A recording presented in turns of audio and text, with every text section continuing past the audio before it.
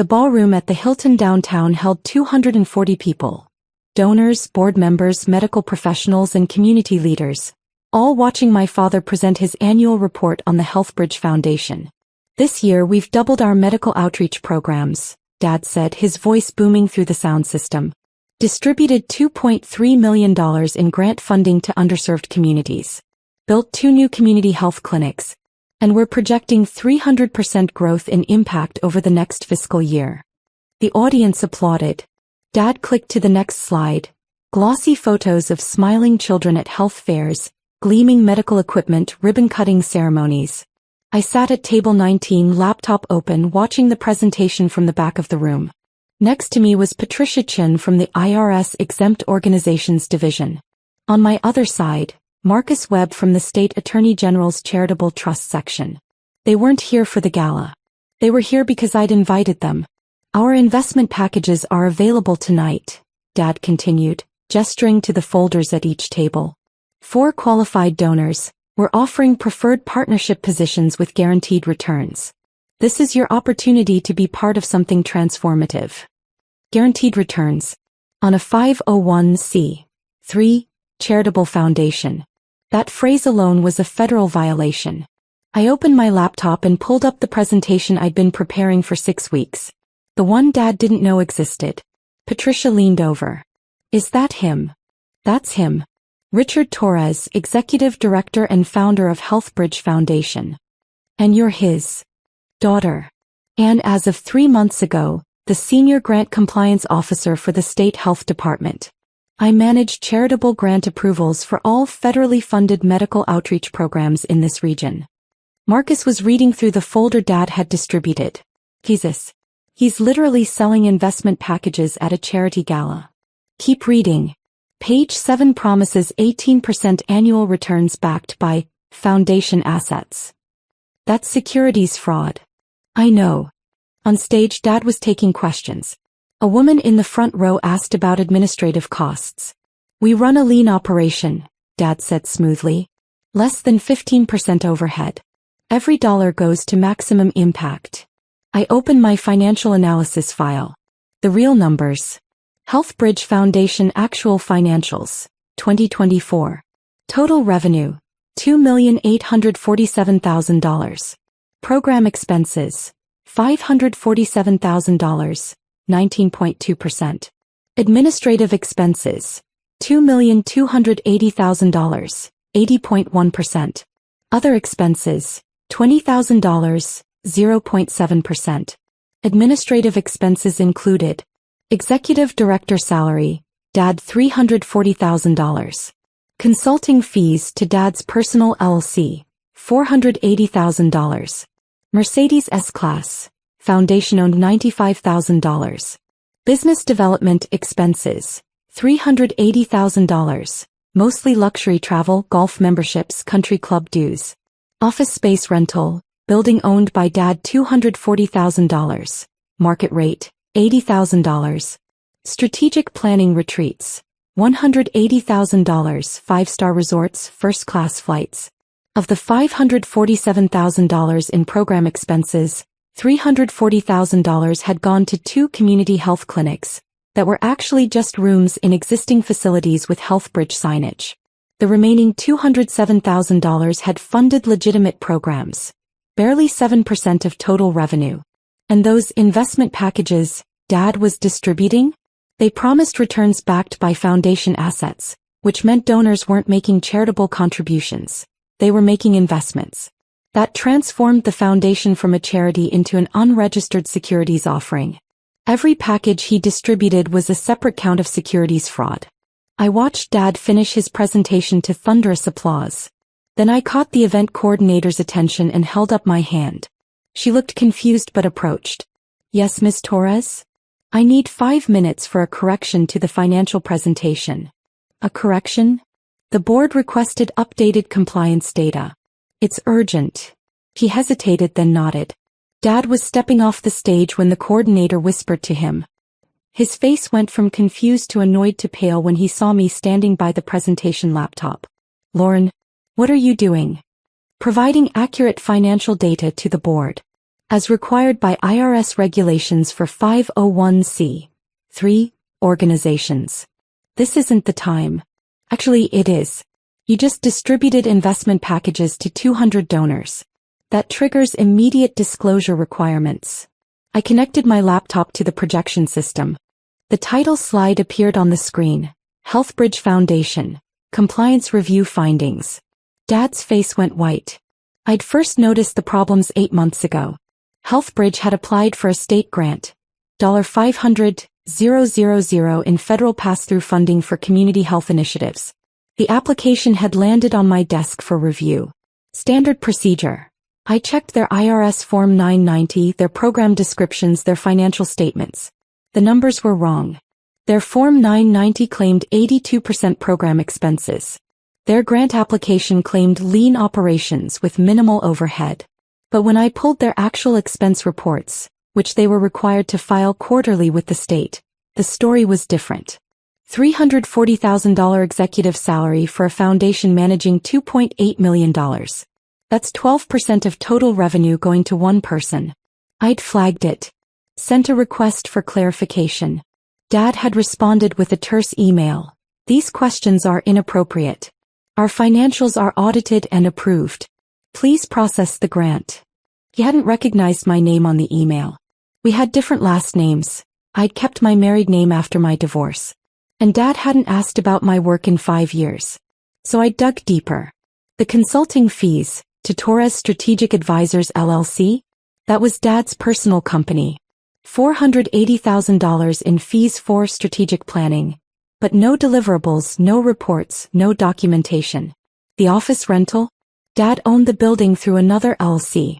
He was charging the foundation $240,000 annually to rent 2,400 square feet. Market rate was $80,000. He was overcharging his own charity by $160,000 per year. The Mercedes? Titled to the foundation, but Dad drove it. Personal use logs showed 91% personal use. That's private inurement, illegal self-dealing for a non-profit executive. The business development expenses? Golf memberships at 3 country clubs. Season tickets to the Lakers. A timeshare in Cabo. First-class flights to conferences where Dad gave 20-minute presentations. I'd spent 3 months documenting everything. Then I'd filed a formal complaint with the IRS and the state attorney general. Not because he was my father. Because he was defrauding donors who thought they were funding community health programs. The ghost ledger, what Dad cost.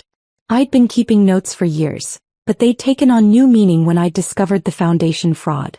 Financial costs. Startup investment in Dad's first nonprofit attempt, 2016, $25,000. The organization dissolved after 1 year. Never repaid. You're part of the mission, Lauren. Expected donations to Healthbridge, 2019 to 2024, $5,000 annually. It looks bad if my own daughter doesn't donate. I'd given $30,000 total to a charity that was spending 80% on Dad's salary and expenses. Family loan for Dad's legal fees, 2020, $18,000 when his consulting business faced a client lawsuit. Never repaid. You make good money at your government job. You can afford to help. Total documented, $73,000. Plus 6 years of gala tickets at $500 each, auction items I was pressured to bid on, and the emotional cost of being Dad's prop at charity events. Emotional costs. Every family gathering 2016 to 2024. Richard is doing such important work. Lauren, you should be more supportive of your father's mission. My promotion to Senior Grant Compliance Officer 2022. Dad had said, that's nice. When Healthbridge got its 501(c)(3) status, he'd thrown a party for 200 people. My master's degree in Public Health Administration 2020. Graduated top of my class. Dad missed the ceremony. I have a board meeting, Lauren. Every conversation about my work. Government bureaucracy. Red tape. People who've never built anything telling people who have how to do it. The pattern. Narcissistic personality disorder. Financial exploitation masked as charity. Using vulnerable communities as props while enriching himself. My therapist had been direct. Your father is running a scam. He's using sick children and underserved communities to fund his lifestyle. And he's using you as social proof, the daughter who works in public health, lending credibility to his fraud. Can I stop him? That depends. Can you do your job even when it costs you your family? The realization. I was 38 years old. I had a master's in public health administration from Johns Hopkins. I'd worked in grant compliance for 12 years. I managed $340 million in federal pass-through funding annually. I decided which organizations were trustworthy enough to receive taxpayer money for charitable work. And my father thought I was a government bureaucrat who wouldn't understand his vision. The truth, I understood his vision perfectly. It was fraud. HealthBridge had received $1.2 million in federal grant funding over 4 years. Money meant for community health programs. Money that had mostly paid Dad's salary, his Mercedes, his country club memberships. If I approved their current grant application, I'd be complicit in the fraud. If I rejected it and reported him, I'd lose my family. On stage, Dad had just distributed investment packages promising guaranteed returns. That made the decision easier.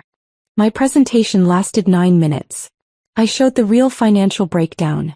The 80% administrative costs. The self-dealing transactions. The personal use of foundation assets. The investment packages that violated securities law. IRS Code 4941 prohibits self-dealing in charitable organizations. I explained, my voice steady. Self-dealing includes compensation that exceeds reasonable amounts, rental arrangements at above market rates, and personal use of organizational assets. HealthBridge Foundation has violated all 3 categories. The room was dead silent. Additionally, offering investment packages with guaranteed returns transforms charitable donations into securities offerings. Every package distributed tonight constitutes an unregistered securities offering, a federal violation under the Securities Act of 1933. I clicked to the next slide. A list of consequences. Violations of IRS Code 4941 carry excise taxes of up to 200% of the benefit received. Securities fraud carries civil and criminal penalties. And as of this morning, HealthBridge Foundation's application for $500,000 in state grant funding has been denied based on these compliance failures. I looked directly at Dad.